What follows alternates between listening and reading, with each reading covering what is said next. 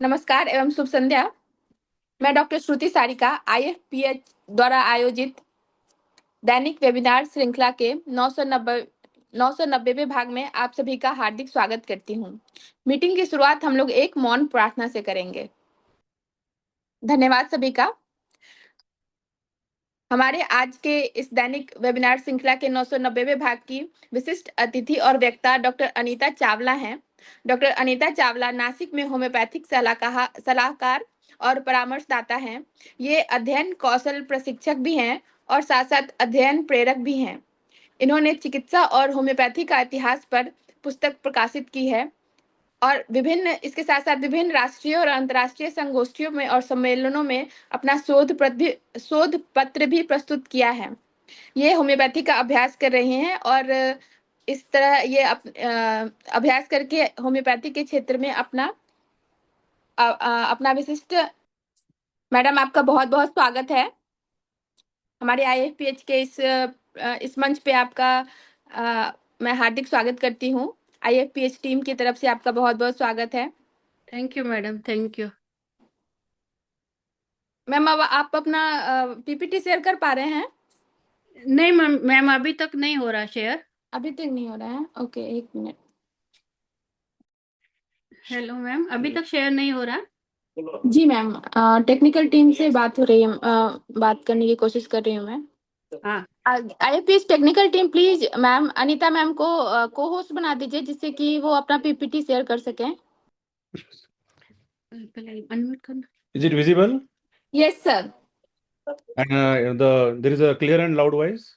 Yes sir. Yeah, thank you. ये हेड किए कहीं मुझे।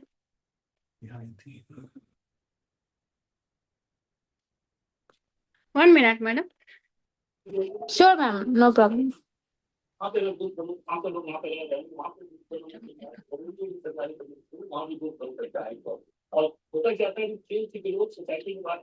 ये चालू कर दे वीडियो, वीडियो चालू कर। वो सारी चीजें ये सब चीज देखिए क्योंकि ऐसा नहीं है जैसा आपने इसमें कहा था कि चुनाव में रह गए अभी चुनाव वाकई हुआ है राजनीतिक के लेवल में चुनाव वाकई पहले बहुत हो जाता है लेकिन वोट के बढ़ने के लिए वोट पास करने के लिए वो अंतिम नहीं है। अब ये एक चैप्टर है तो इस बार 2018 में बीजेपी में स्क्रीन डिसेंड नहीं दी उन्हें क्या क्या हो रही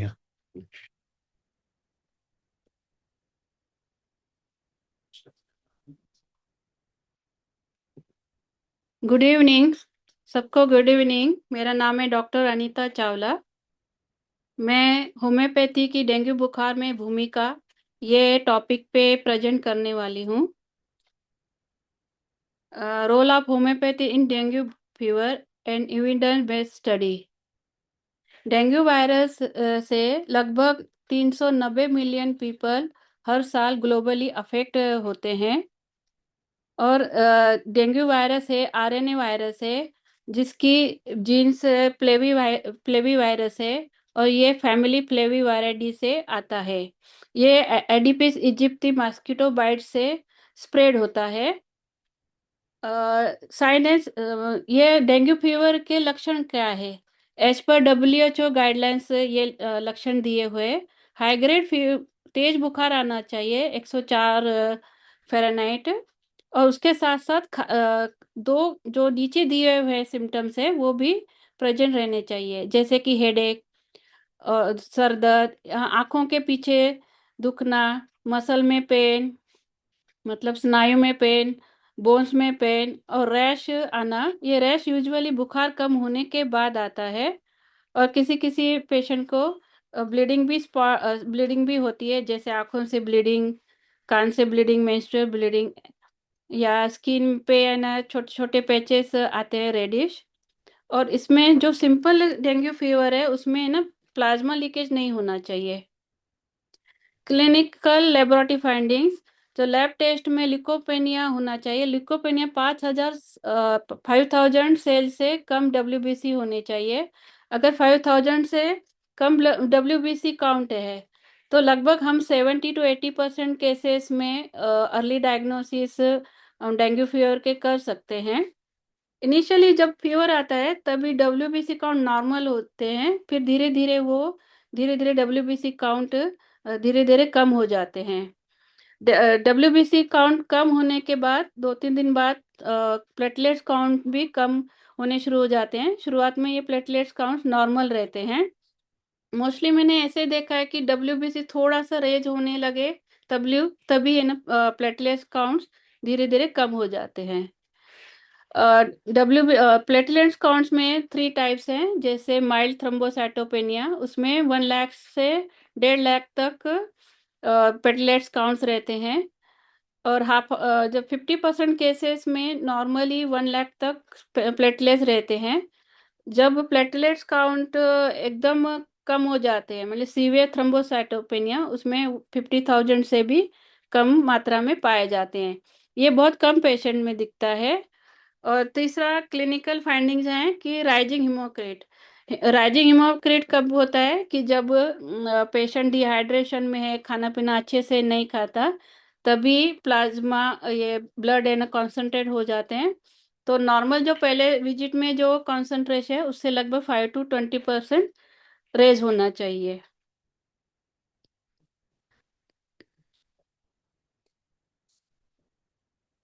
कोर्स ऑफ द डिसीज, ये डेंगू फीवर 3 फेज में जाता है। फेब्राइल फेज, इसमें टेम्परेचर बुखार रहता है, लगभग 7-8 डेज तक चलता है।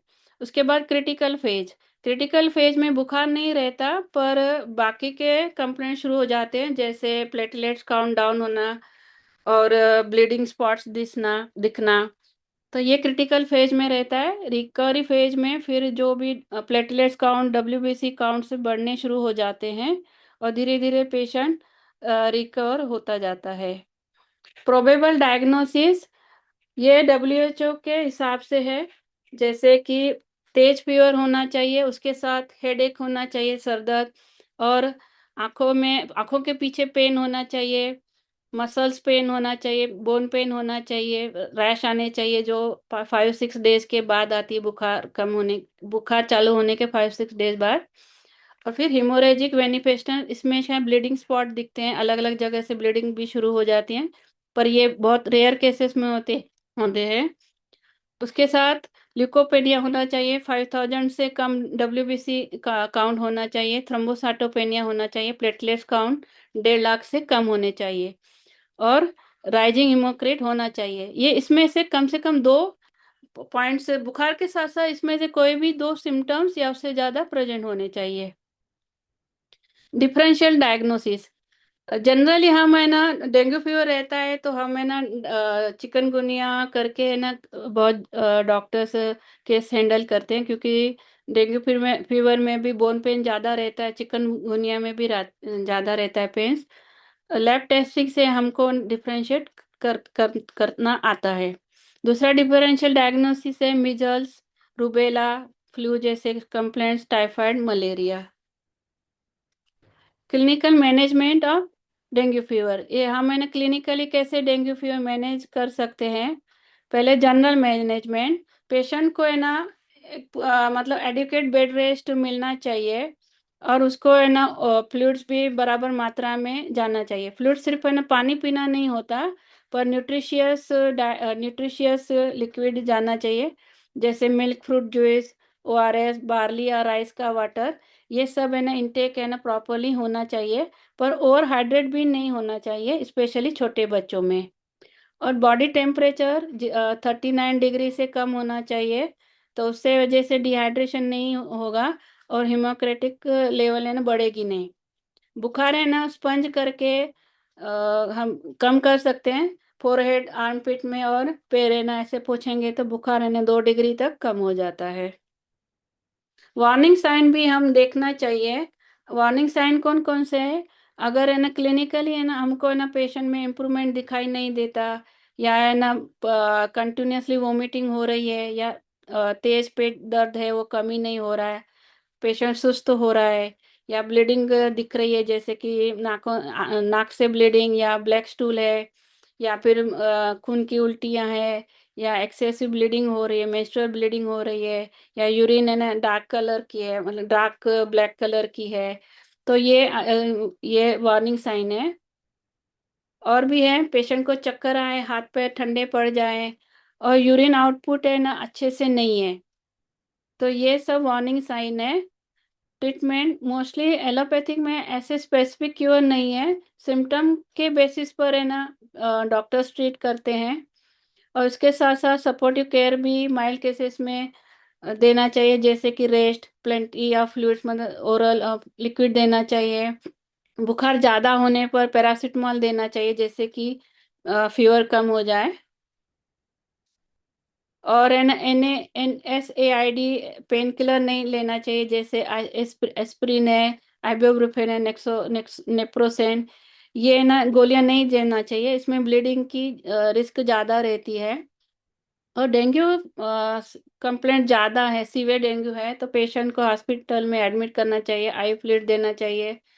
तो अगर प्लाज्मा लीकेज है तो प्लाज्मा ट्रांसफ्यूजन भी देना पड़ता है, और ऐसे ना पेशेंट को क्लोज मॉनिटरिंग करना पड़ता है।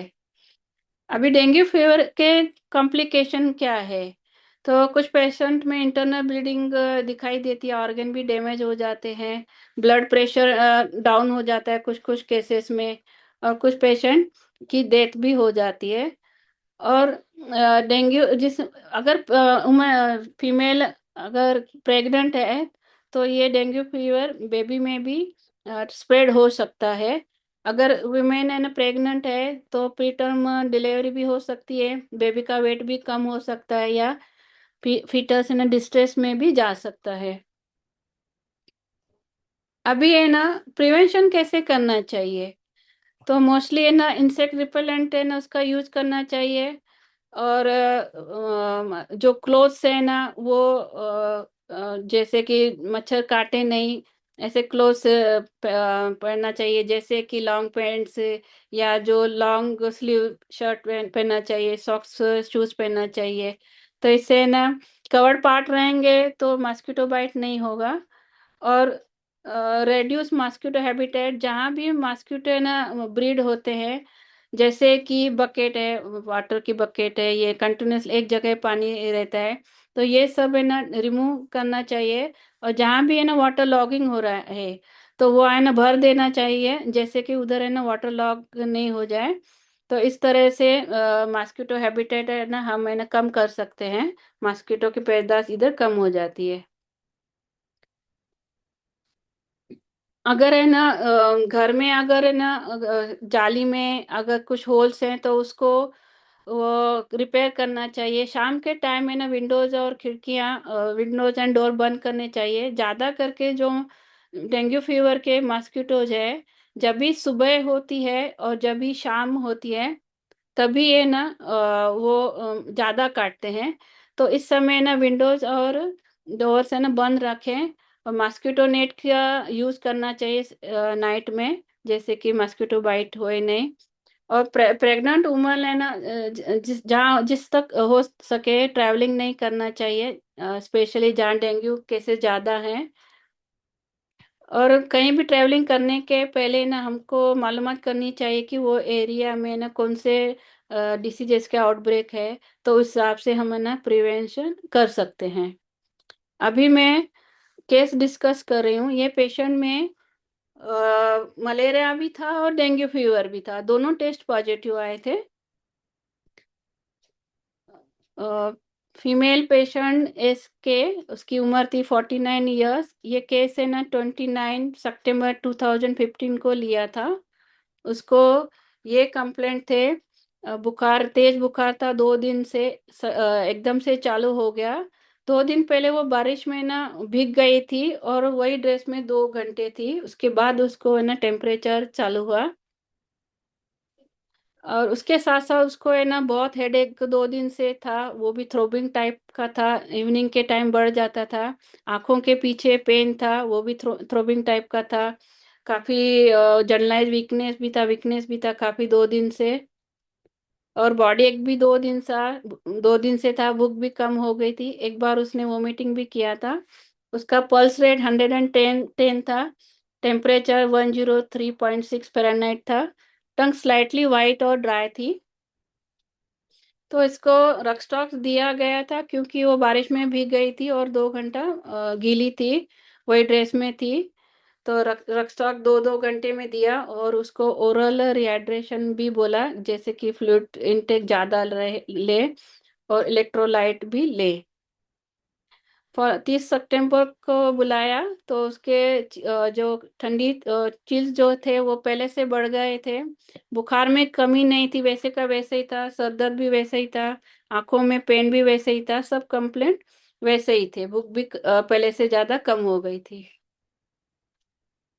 तो और उसका फेस है ना एकदम रेड, डार्क रेड हो गया था। पल्स रेट 112 था। टंग स्लाइटली वाइट और ड्राई थी। तो फिर से हमने ये केस को लिया क्योंकि पहली दवाई में उसको इम्प्रूवमेंट नहीं मिला, और उसके साथ साथ इन्वेस्टिगेशन भी हमने एडवाइस की है। तो पास्ट हिस्ट्री में उसको राइट साइडेड किडनी स्टोन था। पर्सनल हिस्ट्री में जो एकदम इम्पोर्टेंट पॉइंट जो हमें मिले वही सिर्फ नोट किया है, बाकी के नोट नहीं किए। डिजायर जो उनकी नॉनवेज अच्छा लगता था, काफ़ी प्यास लगती थी, और वो हार्ट पेशेंट थी। मेंसेस लेट आते थे, 5-6 महीने के बाद हमेशा आते थे। स्कैंटी था, डार्क रेड था, स्टिकी था। और पेशेंट का मिजाज स्वभाव ना वो लेजी टाइप की थी, गुस्से वाली थी, और इमोशनल भी थी। थोड़ी थोड़ी बात पे उसको रोना आ जाता था। अगर उसके फैमिली के बारे में कोई कुछ बोलता था तो उसको पसंद नहीं आता था।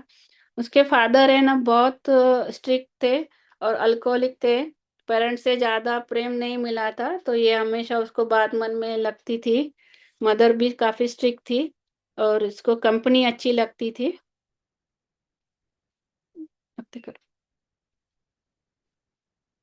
तो ये इन्वेस्टिगेशन किया। इधर WBC काउंट आप देखेंगे तो 3800 है, और इसमें न्यूट्रोफिल भी कम हो गए, ज्यादा हो गए हैं, और लिकोपेनिया भी दिखा रहा है आगे।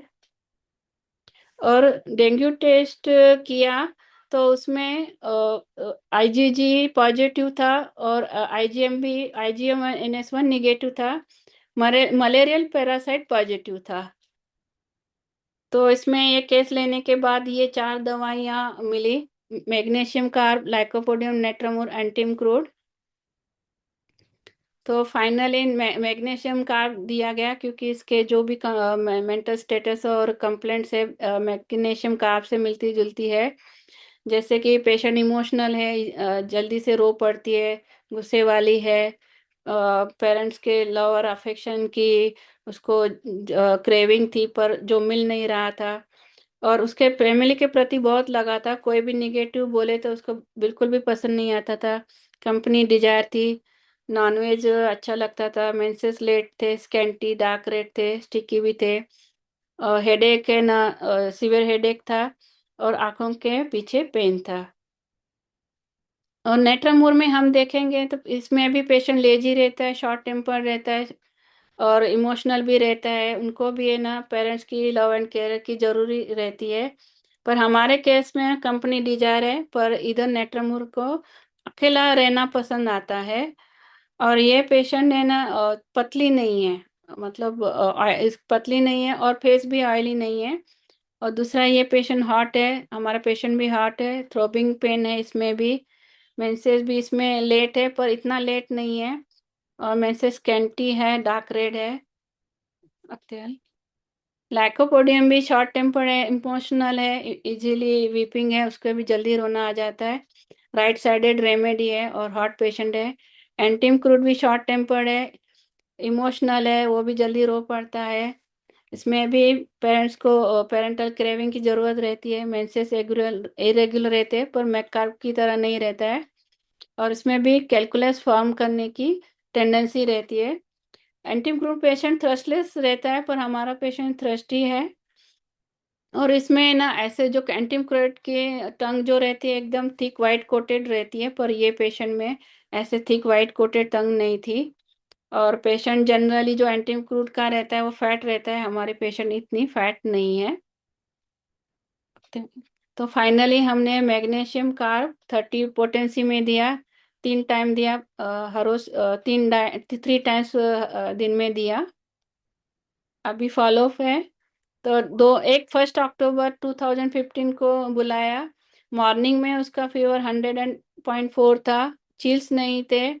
वापस 2 बजे से उसका फीवर बढ़ने लगा।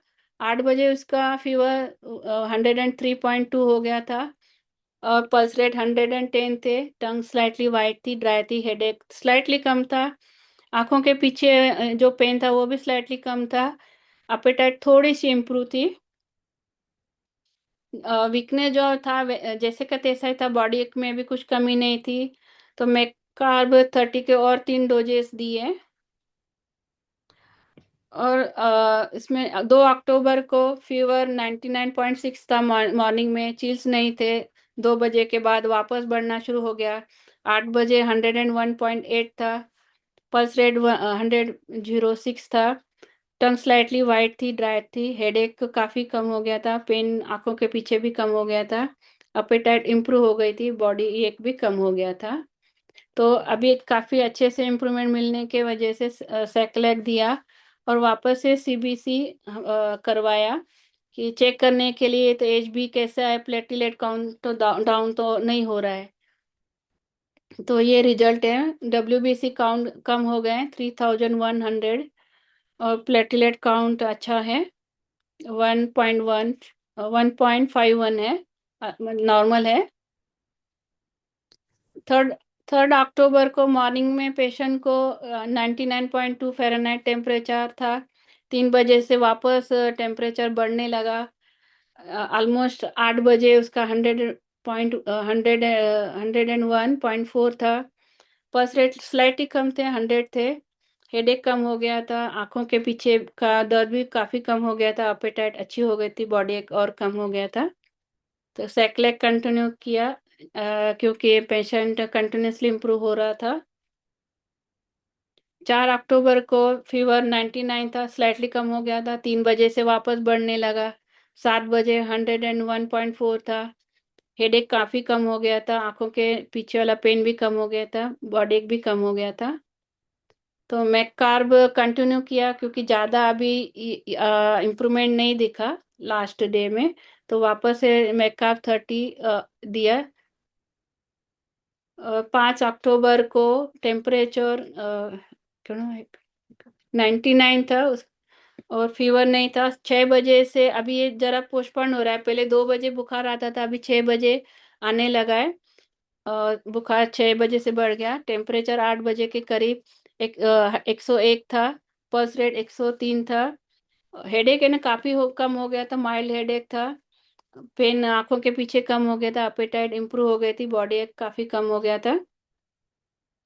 तो सेकलेक कंटिन्यू किया और सीबीसी एडवाइज किया।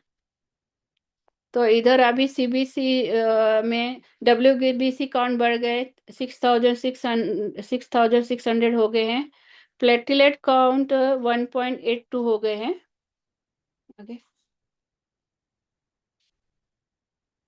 6 अक्टूबर को टेम्परेचर नहीं था सुबह को, पर 6 बजे से बढ़ना शुरू हो गया, जो शाम में 101 था।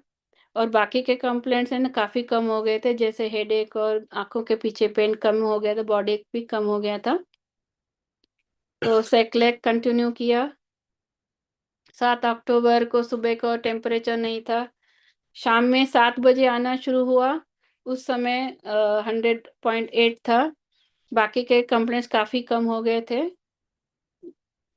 अभी वापस से सब इन्वेस्टिगेशन करवाए, एज इम्प्रूवमेंट हो रही थी तो सेकलेक दिया, बाकी का इन्वेस्टिगेशन कराए। अभी डब्ल्यूबीसी काउंट 7,800 हो गए हैं, प्लेटलेट काउंट भी अच्छे से बढ़ गए हैं, 3.08 हो गया है।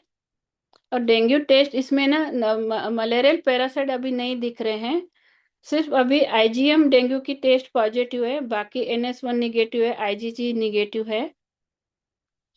8 अक्टूबर को सुबह को टेम्परेचर नहीं था, शाम में 8:30 को एकदम माइल्ड फीवर था, बाकी नो हेडेक, सर दर्द नहीं था, आंखों में पेन नहीं था, बॉडी एक भी नहीं था। सेकलेक कंटिन्यू किया। 9 अक्टूबर भी कुछ कंप्लेंट नहीं थे, अपेटाइट भी नॉर्मल हो गई थी और इसको सेकलेक 7 डेज के लिए दिया। और 7 डेज के बाद ट्रीटमेंट बंद करवाने को लगवाया।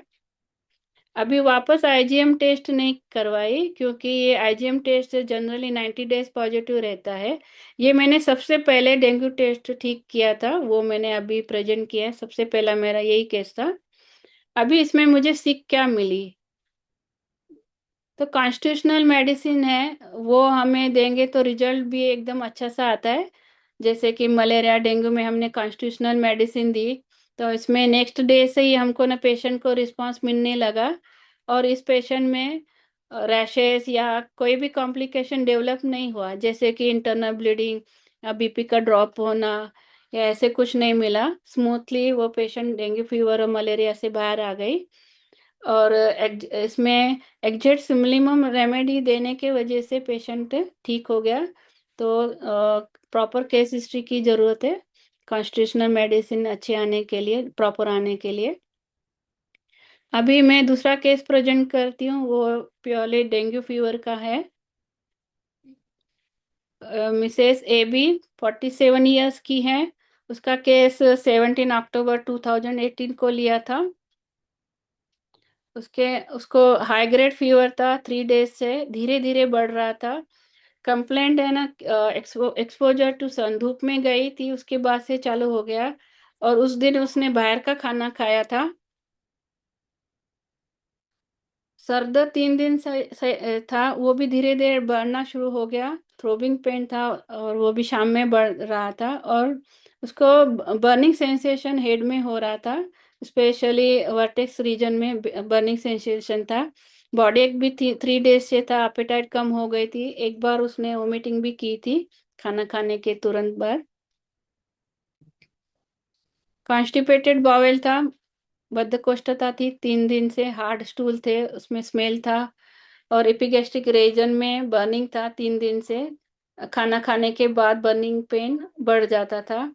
पेट में दर्द था 2-3 दिन से खाना खाने के बाद। इसको पास्ट में चिकनगुनिया हुआ था। पर्सनल हिस्ट्री में सिर्फ इम्पोर्टेंट पॉइंट मेंशन किया है। स्वीट, ऑयली और नॉनवेज अच्छा लगता है, पेशेंट को थ्रस्टी है, यूरिन ऑफेंसिव है, डार्क कलर है, डार्क रेड है, पर्सपिरेशन स्वेटिंग बहुत होता है, हॉट पेशेंट है। सोल्स में, पैर में ना उसको जलन होती है, स्पेशली नाइट के समय के टाइम। पेशेंट का मिजाज लेजी पेशेंट है, चेयरफुल है, बहुत बातूनी है, गुस्से वाली है, थोड़ा भी कॉन्ट्राडिक्शन बिल्कुल भी बर्दाश्त नहीं होता, कंपनी उसको अच्छी लगती है, जिद्दी स्वभाव की है, पेशेंस तो बिल्कुल भी नहीं है। और ऑन एग्जामिनेशन में उसका फेस फ्लश था, डार्क रेड था, पल्स रेट 99 थे, थोड़ा सा कम था जितना होना चाहिए, ब्रेडिकार्डिया था। और डेंगू फीवर में ये भी एक लक्षण है कि कुछ पेशेंट में ब्रेडिकार्डिया भी मिलता है। 103 बुखार था, उसकी टंग वाइट थी, ड्राई थी। ये टेस्ट करवाया तो इसमें प्लेटलेट काउंट 3100 हो गए थे। तो 3100 ये डेंगू की तरफ ज़्यादा पॉइंट आउट करता है, तो वापस नेक्स्ट डे उसको डेंगू टेस्ट के लिए बोला गया। तो इस पेशेंट में जो 4 मेडिसिन जो है जो क्लोज आ रही हैं, sulphur, phosphorus, arsenic, natrum mur. Finally sulphur दिया गया, क्योंकि वो लेजी पेशेंट थी, टॉकेटिव थी, शॉर्ट टेम्पर थी, कॉन्ट्राडिक्शन बिल्कुल भी बर्दाश्त नहीं होता था, कंपनी अच्छी लगती थी, जिद्दी स्वभाव की थी, इम्पेशेंट थी, और स्वीट अच्छा लगता था, ऑयली थिंग्स अच्छे लगते थे, और वर्टेक्स में बर्निंग था, एपिगैस्ट्रिक रीजन में भी बर्निंग था, जो स्टूल थे ड्राई और हार्ड थे, पैर में भी जलन होती थी जो रात में मोस्टली बढ़ती थी, डिस्चार्जेस थे वो भी ऑफेंसिव थे, हॉट पेशेंट थी, पतली थी पेशेंट। आगे फास्फोरस कैसा रहता है कि चेयरफुल रहता है, उसको भी कंपनी अच्छी लगती है, पेशेंस उसका अच्छा रहता है, बर्निंग सेंसेशन उसमें भी रहते हैं, ऑयली थिंग्स पसंद आते हैं, पर स्वीट का एवर्शन है, स्वीट उसको पसंद नहीं आता फास्फोरस पेशेंट को। जनरली फास्फोरस पेशेंट चिली रहता है। आर्सेनिक एल्बम पेशेंट, उनको थोड़ी थोड़ी बात पे बहुत टेंशन रहता है, हमें सेड रहता है, और थोड़ी थोड़ी बात पे रो देता है, थोड़ा एंजाइटी रहती है, फियरफुल रहता है, गुस्से वाला रहता है, कंपनी उसको भी अच्छी लगती है, जिद्दी भी रहता है, इम्पेशेंट भी रहता है, और उसको भी स्वीट और नॉनवेज अच्छा लगता है, स्पेशली मीट। उसके आर्सेनिक एल्बम के भी डिस्चार्जेस मोस्टली ऑफेंसिव रहते हैं। Arsenic album generally patient chilly रहता है। नेट्रमूर पेशेंट लेजी रहता है और शॉर्ट टेम्पर्ड है, उसको कंसोलेशन बिल्कुल भी पसंद नहीं आता।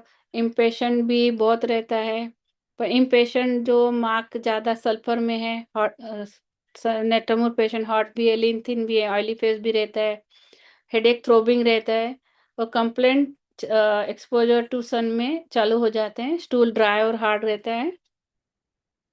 ये पेशेंट को सल्फर 34 टाइम्स पर डे दिया गया। फॉलो 18 अक्टूबर को फीवर जैसे का तैसा ही था, पर उसकी ठंडी है ना थोड़ी कम हो गई थी, हेडेक भी कम हो गया था, बॉडी एक भी स्लाइटली कम हो गया था, एपेटाइट थोड़ी इम्प्रूवमेंट हो गई थी, और जो पेट में जलन हो रही थी वो भी थोड़ी सी कम हो गई थी, पेन भी कम हो रहा था पेट में, और constipated bowel as it is थे। टेम्परेचर 103 था, पल्स रेट 104 हो गया था, थोड़ा बढ़ गया इधर। तो सल्फर है ना 30 कंटिन्यू किया, क्योंकि इम्प्रूवमेंट जैसे चाहिए वैसे नहीं था, इसलिए सल्फर 30 दिया गया, और सीबीसी वापस करवाया गया, डेंगू टेस्ट भी करवाई गई। तो यहाँ डब्ल्यूबीसी काउंट कम हो गया है, 3000 हो गया है। पीछे पढ़ते पढ़ते ना अत्ते पढ़ते तो पढ़ते पढ़ते पढ़ते हाँ अत्ते तो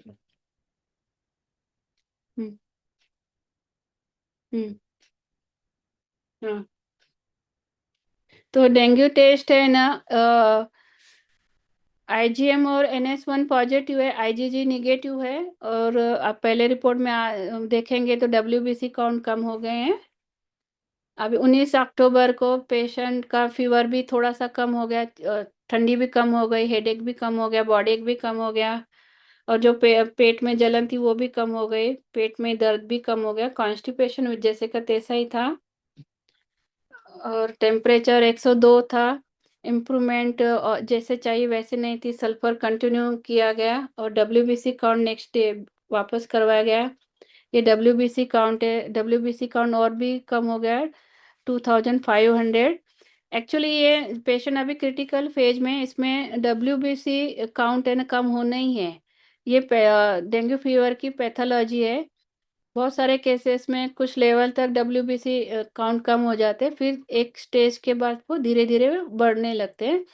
ये डिसीज का ही एक पार्ट है। मेडिसिन इसमें अच्छे से काम कर रही है, पर है ना डब्ल्यूबीसी काउंट थोड़ा सा कम होके जो नॉर्मल है डेंगू फीवर में, फिर धीरे धीरे रेज हो जाएगा। 20 अक्टूबर को फीवर काफ़ी कम हो गया था, हेडेक बॉडी एक कम हो गया था, अपेटाइट भी इम्प्रूवमेंट हो गई थी, बर्निंग जो था पेट में और पेट दर्द ये सब कम हो गए थे। आगे भी टेम्परेचर 101 था, इम्प्रूवमेंट दिखा, इसलिए SL दिया गया, डब्ल्यूबीसी काउंट वापस करवाया गया, और 21 को टेम्परेचर काफ़ी कम था, हेडेक भी कम था, सब कंप्लेंट्स कम थे, सीबीसी काउंट करवाया गया। अरे शायद रिपोर्ट से ना नहीं आ रहे, कहने चाहिए ना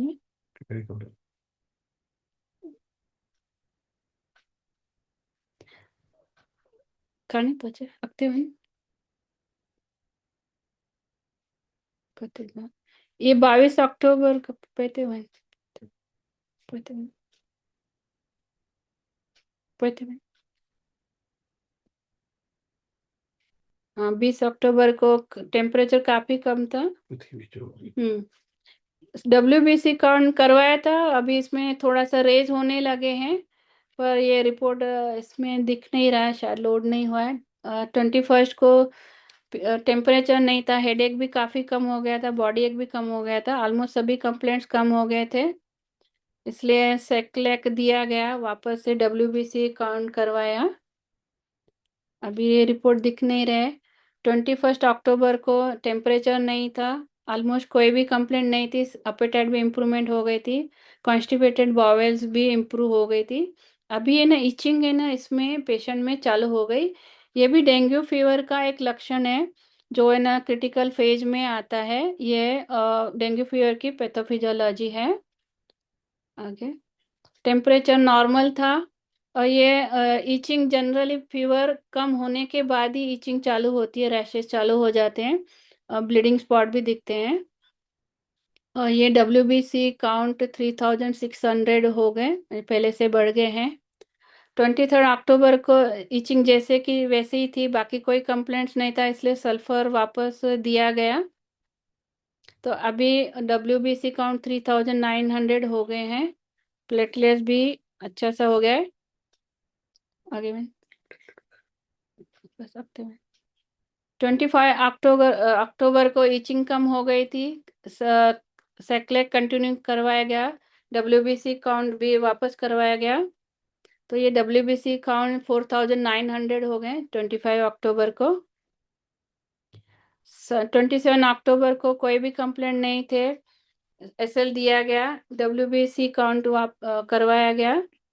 ये WBC काउंट 5200 है। 27 अक्टूबर को कोई कंप्लेंट नहीं थी, इसलिए SL दिया गया, WBC काउंट करवाया गया। 5 अक्टूबर को कोई कंप्लेंट नहीं थे, WBC और डेंगू टेस्ट करवाया गया। अभी आप देखेंगे 5 अक्टूबर को WBC काउंट 7700 है और प्लेटलेट काउंट भी 3.42 है, मतलब ऑलमोस्ट नॉर्मल है। जो टेस्ट है वो IgG और NS1 निगेटिव है, सिर्फ IgM पॉजिटिव आ रही है। 20 नवंबर को वापस पेशेंट को बुलाया गया, कोई कंप्लेंट नहीं थे, SL दिया, वापस से WBC डेंगू टेस्ट करवाए गए। अभी इधर 7300 है, नॉर्मल है WBC काउंट और प्लेटलेट काउंट भी नॉर्मल है। और अभी है ना कोई भी टेस्ट पॉजिटिव नहीं है, NS1 भी निगेटिव है, IgG भी निगेटिव है, IgM भी निगेटिव है। तो इस केस से हमको क्या मुझे लर्निंग मिली कि डेंगू फीवर जो है एक स्टेज से दूसरी स्टेज में, जो 3 फेजेस हैं डेंगू फीवर के, febrile, critical phase, recovery phase, ये तीनों फेज से स्मूथली है ना पेशेंट बाहर आ गया, ज़्यादा उसको कोई भी डिस्कम्फर्ट नहीं हुआ। और दूसरा है ना कोई भी कॉम्प्लिकेशन डेवलप नहीं हुआ है, जैसे कि इंटरनल ब्लीडिंग, ड्रॉपिंग जो होती है BP की, वो कुछ नहीं हुआ। और डेंगू टेस्ट पूरी तरह से निगेटिव 1 महीने में हो गई। तो रिसर्च स्टडीज क्या बताती है कि जो डेंगू टेस्ट जो रहती है IgM स्पेशली, वो 3 महीने तक है, 3 महीने 90 डेज के पॉजिटिव रहता है। जो IgG रहता है वो काफ़ी सालों तक पॉजिटिव रहता है। पर ये इसमें पेशेंट में IgG पॉजिटिव हुआ ही नहीं, IgM भी 1 महीने में पूरा निगेटिव हो गया। Thank you.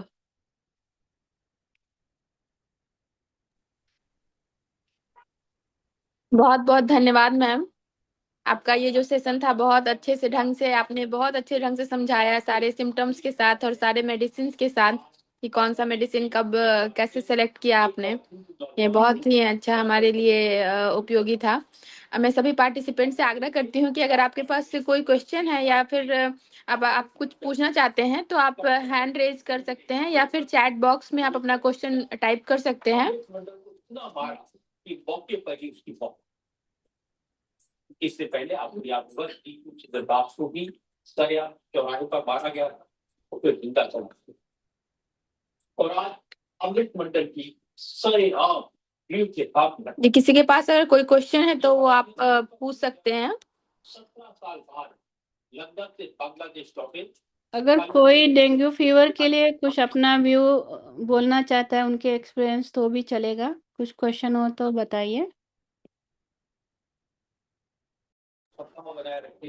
हाँ मैम, डेंगू फीवर के लिए जैसे कि प्लेटलेट काउंट जब लो हो जाता है तो इसमें मोस्टली हम लोग जैसे कि या फिर बोन पेन, इसमें बोन पेन ज्यादा रहता है। तो ऐसे हम लोग जब मटेरिया मेडिका पढ़ते थे या फिर मैंने देखा भी है इस केस में इपेटोरियम परफोरेटम जो है वो बोन पेन के जब ज्यादा बोन पेन रहता है तो उसमें बहुत अच्छा इंडिकेटेड रहता है और वर्क भी करता है। आप अगर इसके बारे में कुछ कहना चाहते हैं, साथ साथ अगर प्रोफाइलेक्टिक के रूप में भी, कि जहाँ पे ज्यादा डेंगू फीवर फैला हुआ है वहाँ पे कुछ प्रोफाइलेक्टिक मेडिसिन अगर यूज कर सके, इसके बारे में अगर आप कुछ जानकारी देना चाहें मैम, तो प्लीज हमें जानकारी दीजिए। प्रोफाइलेक्टिक यूपेटोरियम परफोरेटम आप दे सकते हैं, पर आप कॉन्स्टिट्यूशनल मेडिसिन पेशेंट को देंगे तो जल्दी से रिजल्ट मिलेगा, क्योंकि मैंने अभी जैसे बोन पेन है तो ऐसे कुछ बहुत सारे केसेस में दी है, पर उनका जो हमको जो रिजल्ट मिला उतना थोड़ा लेट मिल रहा था। तो कॉन्स्टिट्यूशनल मेडिसिन से ज़रा जल्दी रिजल्ट मिलता है।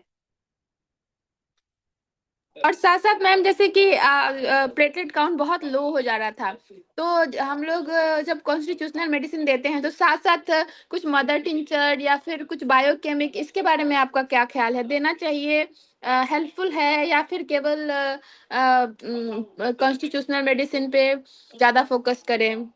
आप देखेंगे तो WBC है और प्लेटलेट काउंट से ना, वो डिसीज का एक पार्ट है जो ना हर पेशेंट में कम होता ही है। तो हमें ना इसलिए मॉनिटरिंग रख रहे थे कि WBC काउंट करके ज़्यादा तो कम नहीं हो रहा।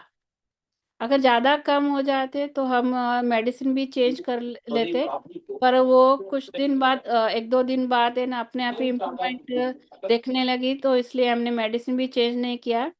डेंगू फीवर में ना आपको वो डेंगू फीवर के डिसीज के बारे में, उसके जो फेजेस के बारे में हमको अच्छे से पता होना चाहिए कि कभी क्या कंप्लेंट्स रहते हैं, क्या सिम्टम डेवलप होंगे, जो हमारे अननेसेसरी हम जो मेडिसिन चेंज करते हैं वो नहीं होगी।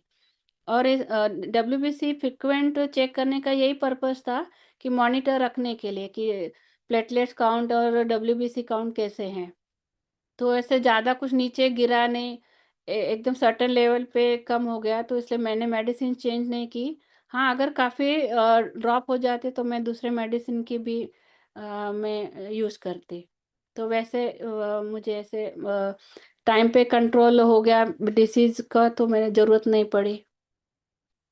जी मैम, जैसे आपने पहले फर्स्ट केस में बताया कि उसका प्लेटलेट काउंट 30,000 तक पहुंच गया था। प्लेटलेट काउंट 30,000 नहीं गया था मैडम।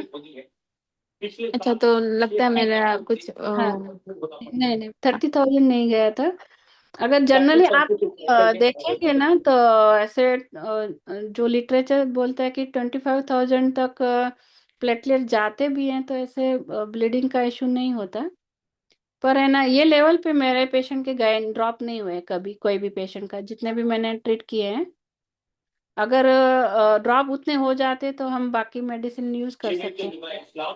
जी जी मैम, शुरू से ही आप शुरू से ही अच्छे से केस मैनेज होने पे और कॉन्स्टिट्यूशनल मेडिसिन दे देने से वो जो बॉडी खुद अपने आप में रिकवरी शुरू कर देता है, तो सारे जो बायोकेमिक्स हैं बॉडी के, वो बहुत हाँ ज्यादा ड्रॉप नहीं जाते हैं, वो खुद बॉडी खुद के इम्यून सिस्टम पे काम करती है, और हाँ। हर जो बायोकेमिकल लेवल्स हैं वो मेंटेन रहते हैं। यही ब्यूटी है होम्योपैथिक और सिमिलिबम का।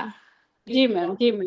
मेन डेंगू फीवर में जब हम होम्योपैथिकली ट्रीट करते हैं ना, वो डिसीज का मालूम होना ना बहुत जरूरी है, कि जैसे फेब्राइल फेज में ना क्या क्या कंप्लेंट्स आने आएंगे, क्रिटिकल फेज में क्या क्या कंप्लेंट आएंगे। तो ये हमको प्रॉपरली मालूम हो ना, तो हम है ना अपनी मेडिसिन बार बार नहीं चेंज करें। अगर अगर मैंने अभी जैसे सेकंड केस में ईचिंग थी, तो ईचिंग में ना वो डिसीज के लिए नॉर्मल है, तो वेट एंड वॉच कर रही थी कि ईचिंग कम हो रहा है कि नहीं। अगर नहीं होती तो शायद मैं दूसरी मेडिसिन दे देती, पर हो गई तो इसलिए मुझे मेडिसिन चेंज नहीं करनी पड़ी। मेन जो है ना डिसीज के बारे में ना मालूम होना चाहिए, तो हमको प्रॉपरली है ना होम्योपैथिक मेडिसिन से केस अच्छे से मैनेज करना आ जाएगा। जी मैम। मैम, हमारे साथ डॉक्टर नेहा कक्कर हैं। मैम, प्लीज आप भी अपना इस बारे में कुछ अपने अपने अनुभव को हमारे साथ साझा करिए। आप बहुत इस बारे में एक्सपीरियंस्ड हैं क्लिनिकल फील्ड में। Neha ma'am.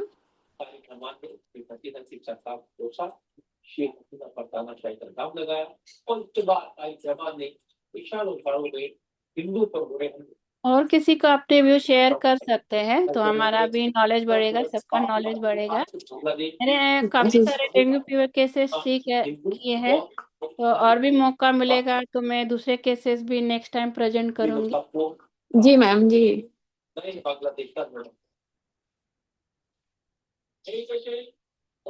Thank you Neelam ma'am.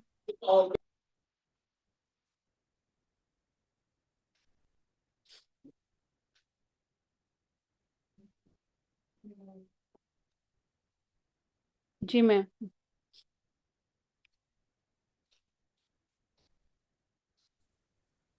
Hello, good evening ma'am.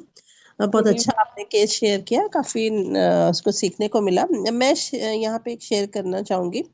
मेरे पास एक पेशेंट आई थी, वो एक्चुअली पोस्ट डेंगू, उसका डेंगू का सब हो गया था क्लियर, सब नेगेटिव हो गया था, लेकिन उसको जो जॉइंट पेन्स ना बहुत सीवियर सीवियर, मतलब वो चल भी नहीं पाती थी, like it was so severe. उसके हैंड के जो रिस्ट है उसमें बहुत सीवियर पेन रहता था, उंगलियों में रहता था। तो लाइक हम लोग अभी थोड़ा सा कैसे माइंड मेथड वगैरह थोड़ा सीखने के उसमें है, तो उस एंगल से पहले वो पेशेंट को देखा तो पेशेंट बहुत हंसते हुए आई। हस्बैंड था तो मैंने हस्बैंड से भी क्लियर किया कि क्या है इस चीज को लेके उनके मन में क्या चल रहा है। तो कुछ नहीं, बस वो क्योंकि एलोपैथ्स ने वो दर्द के लिए और बहुत सारी मेडिसिन दे दी थी उनको, बोले कि बस ये लेना नहीं चाहती, बस हटाओ ये सब। तो जैसे बेलेडोना को जो माइंड से हम समझते हैं, तो उस हिसाब से बोला कि चलो ये बेलेडोना है, और मैंने उसको आश्वासन दिया कि ये तो क्लियर हो जाएगा तुरंत। लेकिन टू माय सरप्राइज कि वो नहीं, उसको कुछ भी जरा सा 1% भी रिलीफ नहीं हुआ। एंड देन वो जो दूसरे पेशेंट थे वो रिलेटिव उसके थे, उनके थ्रू पता लगा कि लाइक उसका रिएक्शन कि वो मतलब बाकी का ठीक हो जा रहा, मेरा नहीं हुआ है। तो शी वाज सो दिस कि अभी तो कुछ हो नहीं सकता, इस तरीके का मुझे वहां से फीडबैक मिला। तो मैंने उनको कैसे भी कन्विंस किया कि आप एक बार उनको बोलो कि आओ आप, एंड विल सी कि अब हो जाएगा। तो फिर मैंने इस बार हस्बैंड को बोला कि हस्बैंड को आप मत लाना, आप आओ और लेट्स सी। तो फिर जब मैंने पूछा तो उसमें जो ये उसका एक चल रहा था कि उसके कलीग जो है वहां पे जो काम करते हैं वो टीचर है, तो उनका जो सिम्टम्स आ रहा है वो इसको लगता है इसको भी आएगा। तो वो बोलती ऐसे हो रहा है, अब मेरे को भी ऐसे हो। तो वो फियर सुपरस्टिशियस करके कि ऐसा जरूरी तो नहीं है कि भाई जिसके दूसरे को हो रहा है हमको भी होगा ही, फिर वो दुख रहा है वगैरह, तो डिल्यूजन इंजरी बीइंग इंजर्ड करके और एक और रूब्रिक कुछ पकड़ के तो इनको मैंने फिर, और दूसरा क्या, वो क्या, ये जो अभी कुछ नहीं हो सकता, मतलब बोलते हैं ना डिजास्टर वाला एक फील, कि अब it is going to be a disaster, अब कुछ नहीं, क्योंकि उनकी फैमिली में कैंसर की हिस्ट्री है। तो she thought may be she will land in that thing. तो वो इतनी ज्यादा एकदम घबराई हुई सी लग रही थी। तो फिर मैंने बोला, देखा तो उसमें ये आया, रस्टॉक्स ही आया, तो आई प्रिस्क्राइब्ड हर रस्टॉक्स। तो टू माय सरप्राइज, मतलब मैंने तो सोचा था कि भाई कुछ और भी होगा, अभी और नहीं मिला है मुझे कुछ। तो वहां पे फिर वो उसका सारा पेन, मतलब बोलते हैं 70% नेक्स्ट डे ही उसका ठीक हो गया। अदरवाइज शी वाज सो, मतलब हाथ नहीं मूव करता पर she was literally crying like hell. और उसको मेन फिक्र क्या, बच्चों की, अपना कुछ नहीं, बच्चों का क्या होगा। तो वो रस्टॉक्स की एक फीचर रहता है कि अपने से ज्यादा अपने परिवार जो उस पर डिपेंडेंट है उनको लेके उसको ज्यादा मन में चलता रहता है ऐसी स्थिति में।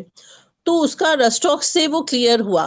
तो वो चल रहा था, फिर सेकलेक दे दिया था। उसके बाद क्या हुआ कि फिर मेरे को मैसेज आया कि उसका हेयर फॉल हो रहा है काफी। तो अब हेयर फॉल है तो आई कुडंट अंडरस्टैंड भाई ये क्यों होगा जब पेशेंट, तो मैं बोली कहीं तो कुछ गड़बड़ हो गया शायद। तो उसकी रिपोर्ट्स जो थी, ब्लड रिपोर्ट्स जो चल रही थी, मैंने वो सारी मंगवाई जो उनकी पहले एलोपैथ ने कराई थी। तो उसमें देखा कि उसका जो लिम्फोसाइट्स है वो कंटिन्यूस बढ़े चले जा रहा है, like it was above normal. तो मैं भी थोड़ा अलार्म थी कि कैंसर की हिस्ट्री है, may be she may not land in something different.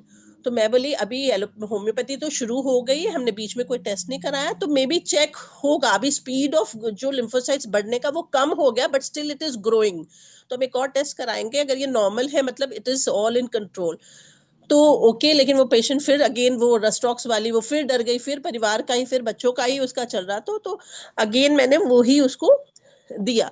तो हेयर फॉल का जब इशू आया, अब उसको थोड़ा कॉन्फिडेंस आ गया था, तो उसकी पर्सनैलिटी अब थोड़ी मेरे को चेंज दिख रही थी। लाइक जो बोलते हैं ना, कंस्टिट्यूशन लेयर बाय लेयर होता है, आप एक लेयर क्लियर करते हो, फिर वो वाइवेशियस वगैरह उस तरीके का था। लेकिन वो फैमिली का केयर, वो हार्मनी वगैरह, वो सब उसमें झलक रहा था।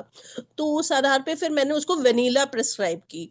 और वेनिला देने की मतलब कि वाटर डोज ही दी थी, क्योंकि मैं बोली अगर बीच में कुछ इधर उधर होता तो वी कैन स्टॉप इट।